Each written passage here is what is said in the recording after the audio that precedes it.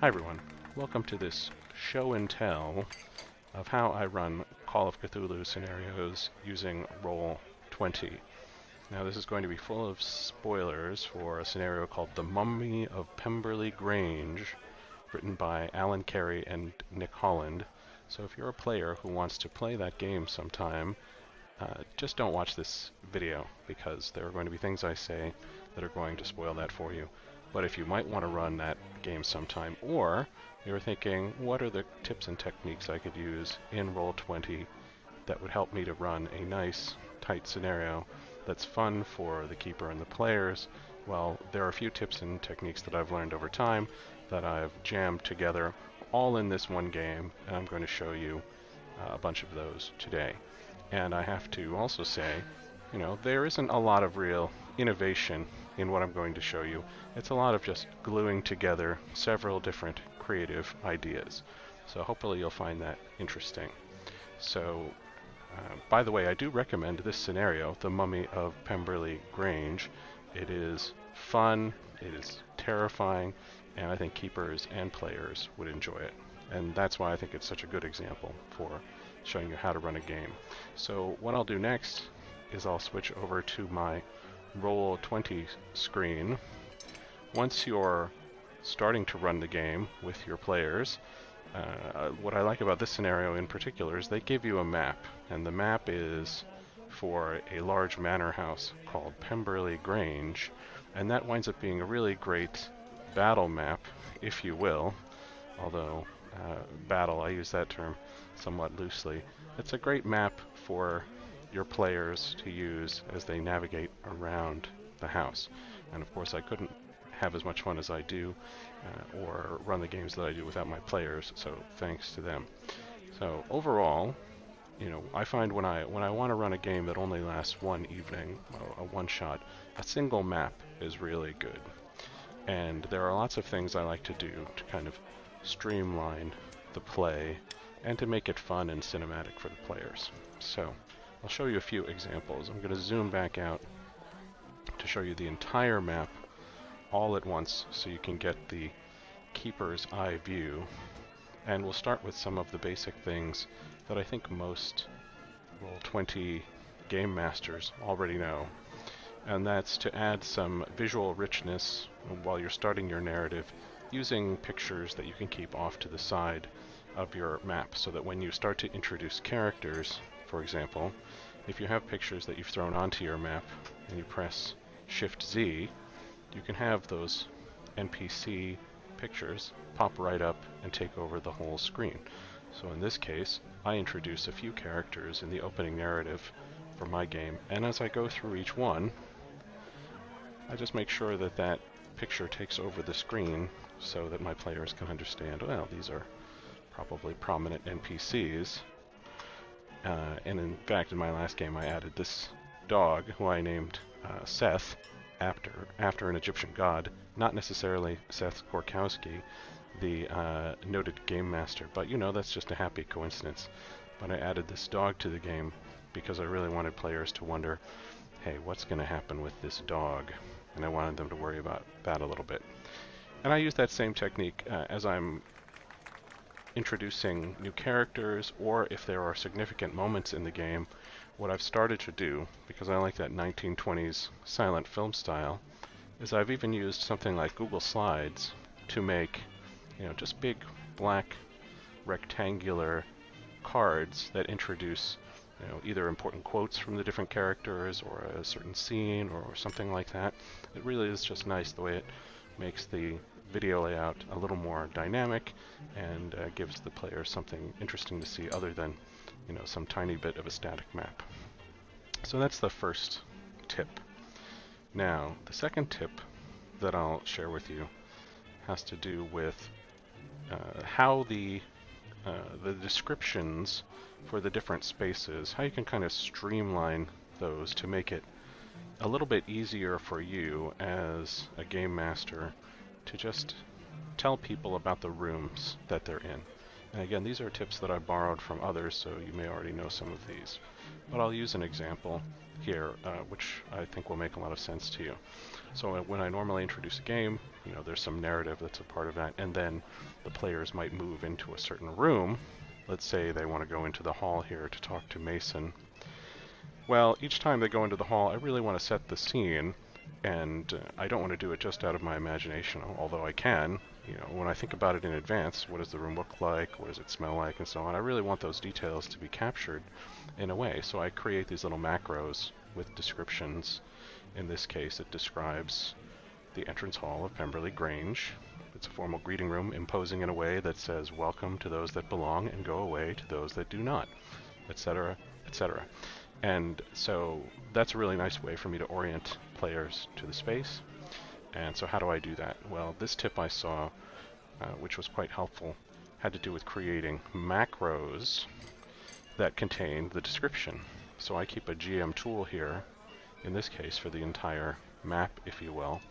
And when I go into that character sheet, I just have different attributes and abilities for the different spaces. So you can see here, this is how I describe the hall, and I just use desk and then a whole bunch of narrative text, and I say show it in the macro bar here, and that's how I get it to appear down in the bar below. And originally, unfortunately, I had used a different technique, which was to use the macro toolbar up here and create a macro to do the description, but the macros are isolated when you do them this way only to the game, and they can't be copied from one game to another. And sometimes I'll run the same scenario for several groups of players, and I'll want to recopy the maps and so on.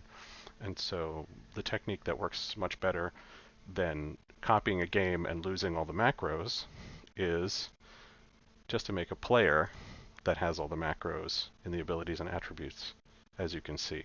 And then you can use the Roll20 character vault to move a character with a bunch of macros from one game to another. So I won't show you how to do that. I think there are plenty of other videos out there about using the character vault. But I think that technique works really well for keeping track of the things you want to tell the players in each of the different spaces. While we're zoomed in here on one particular room, I'll just add another couple of quick ideas. The first is, when you have some of these maps, if you want to have doors and you want to have players lock doors, you can certainly find very easily little icons that you would add, and just put them on either on the map layer or on the object layer. And when someone says, "Oh, I locked that door," you can move that right over to show that the door has been locked. And sometimes as well, you'll note in a few places I have on the game master layer in rooms, if I think there's something special and my players detect it using like a spot hidden or something like that, I will have, say, this little symbol of the Eye of Horus, is just a carving on the wall. I'll note to myself, when they see that, I should show them on the screen what it looks like.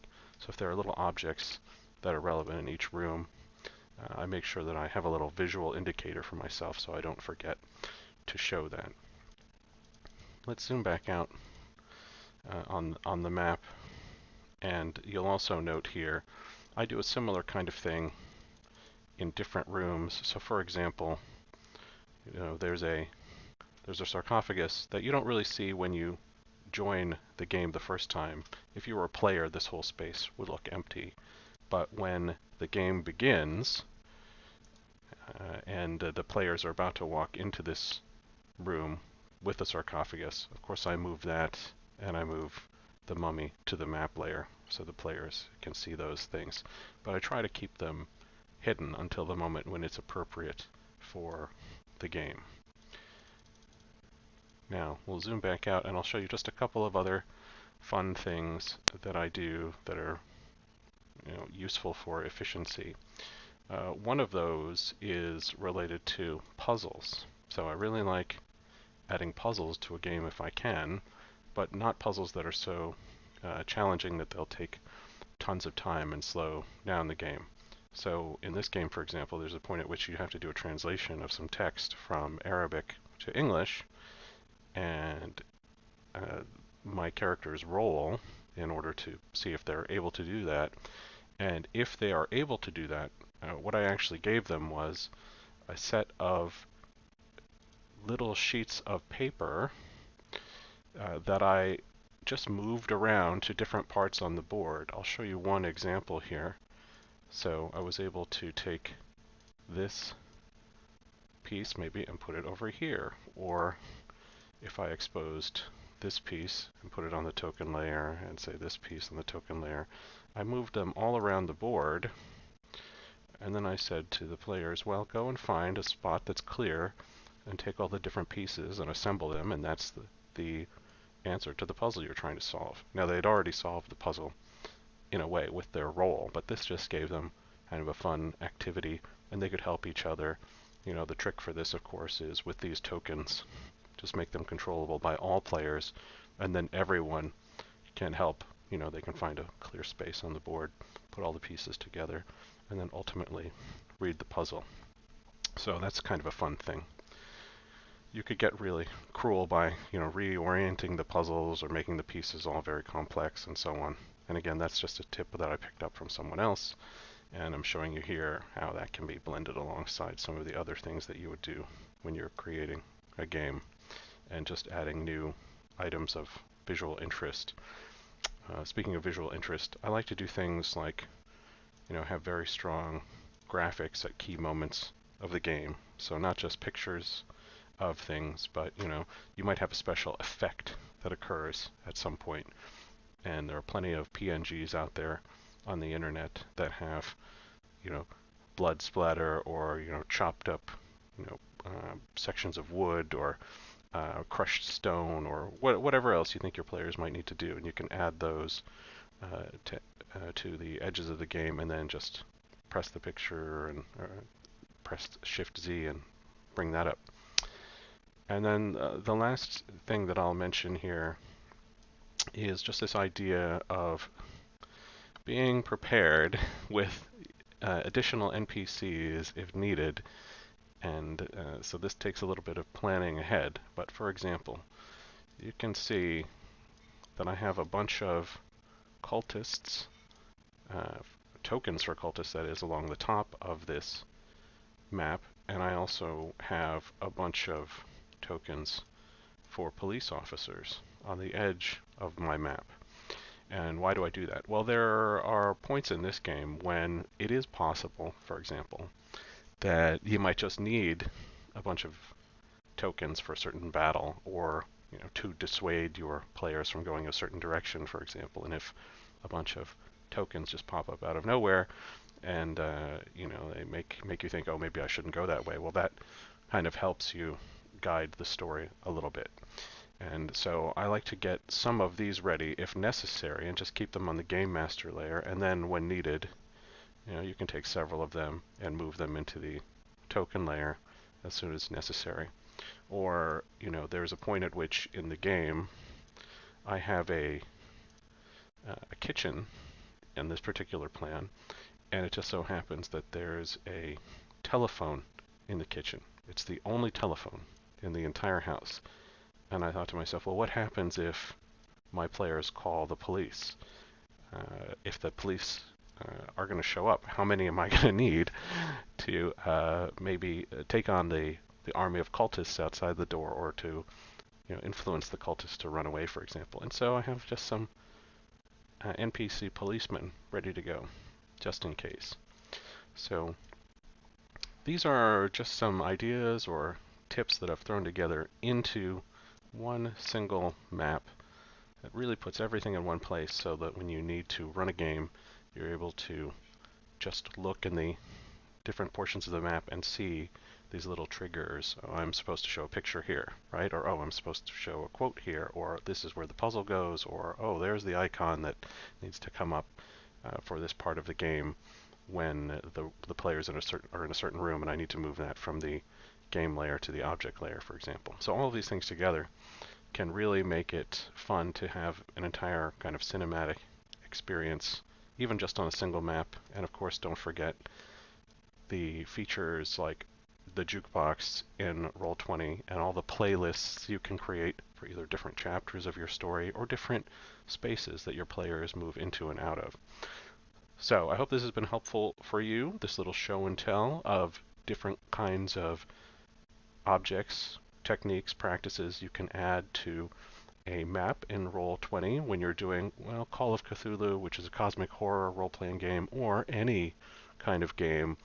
You can put all these things together and really make for a nice, rich experience for your players, and of course a fun experience for yourself as the game master. Thanks for watching this video. Take care and enjoy your games.